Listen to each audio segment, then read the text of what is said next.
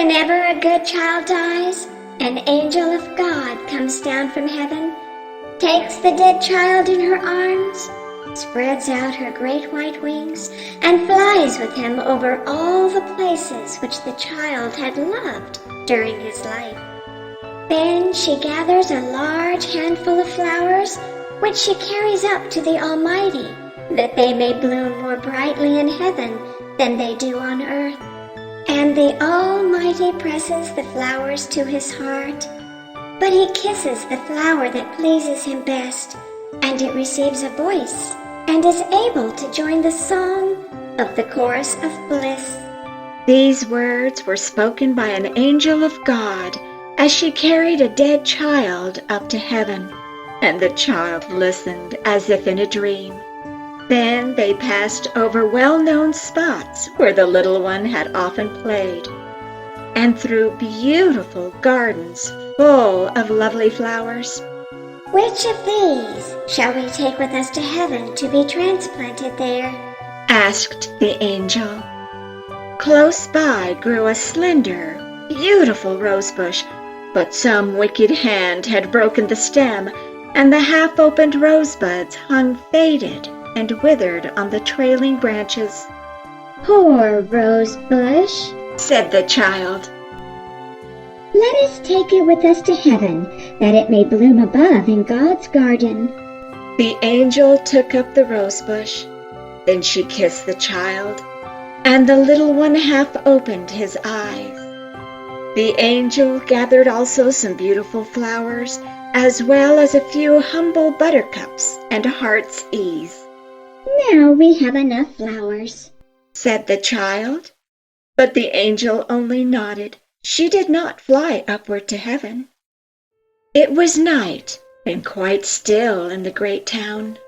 Here they remained, and the angel hovered over a small, narrow street in which lay a large heap of straw, ashes, and sweepings from the houses of people who had vacated.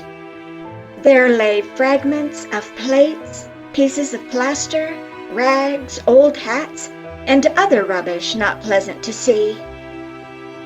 Amidst all this confusion, the angel pointed to the pieces of a broken flower pot and to a lump of earth which had fallen out of it.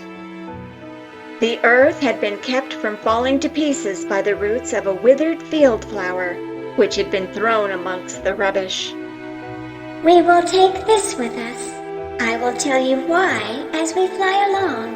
And as they flew, the angel related the history. Down in that narrow lane in a low cellar lived a poor sick girl. She had been afflicted from her childhood, and even in her best days she could just manage to walk up and down the room on crutches once or twice, but no more. During some days in summer, the sunbeams would lie on the floor of the cellar for about half an hour. In this spot, the poor sick girl would sit warming herself in the sunshine and watching the red blood through her delicate fingers as she held them before her face. Then she would say she had been out, yet she knew nothing of the green forest and its spraying vegetation, till a neighbor's son brought her a green bough from a beech tree. This she would place over her head and fancy that she was in the beech wood, while the sun shone and the birds sang gaily. One spring day, the neighbor's boy brought her some field flowers, and among them was one to which the roots still adhered.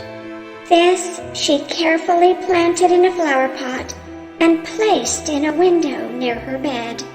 And the flower had been planted by a fortunate hand, for it grew, put forth fresh shoots, and blossomed every year. It became a splendid flower garden to the sick girl, and her little treasure upon earth. She watered it, and cherished it, and took care it should have the benefit of every sunbeam that found its way into the cellar, from the earliest morning ray to the evening sunset. The flower entwined itself even in her dreams. For her it bloomed, for her spread its perfume. And it gladdened her eyes, and to the flower she turned, even in death when the Lord called her. She has been 1 year with God. During that time, the flower has stood in the window, withered and forgotten, till at length cast out among the sweepings into the street on the day of the lodger's leaving. And this poor flower, withered and faded as it is, we have added to our nosegay because it gave more real joy than the most beautiful flower in the garden of a queen. But how do you know all this? Asked the child, whom the angel was carrying to heaven. I know it because I myself was the poor sick girl who walked upon crutches, and I know my flower well. Then the child opened his eyes and looked into the glorious happy face of the angel, and at that same moment they found themselves in the heavenly home where all is happiness and joy. And God pressed the dead child to his heart, and wings were given him so that he could fly with the angel hand in hand. Then the Almighty pressed all the flowers to his heart, but he kissed the withered field flower, and it received a voice. Then it joined in the song of the angels who surrounded the throne, some near and others in a distant circle, but all equally happy. They all joined in the chorus of praise, both great and small, the good happy child, and the poor field flower that once lay withered and cast away on a heap of rubbish in a narrow, dark street.